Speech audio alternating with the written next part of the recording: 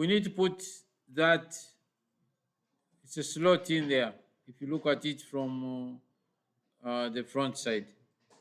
But in order to draw it on this one, we need to split this one into a half. Otherwise, we can't know where to draw it.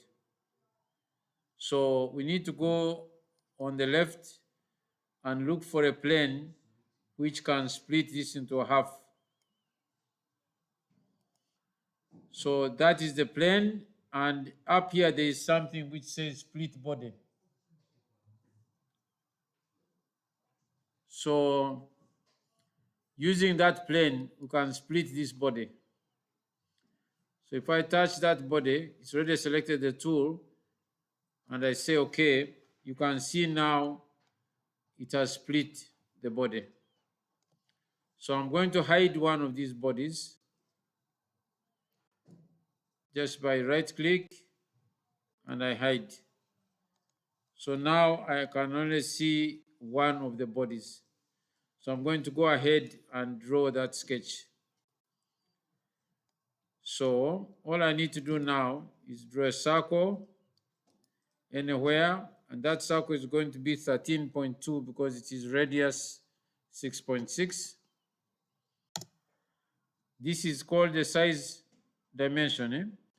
And then now I put another dimension which will be our position dimension. So that's from this circle to the center is 11 mils, 0.1. And from this circle up to the edge here, it's 6.8. After doing that, then I'm going to extrude this.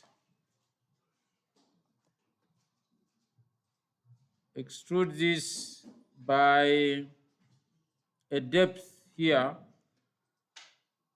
of 1.8. So I'm going to extrude that piece there. I'll just do symmetrical.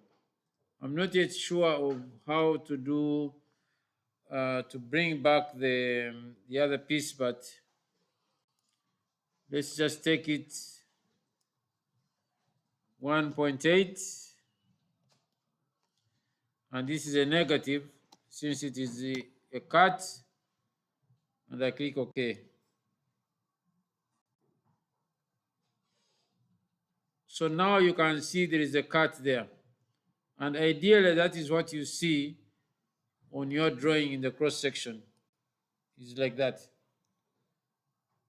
and that's the bottom line. So now we have this one. I'm going to mirror this because the other methods have not worked very well. So I just go to create, I go to mirror,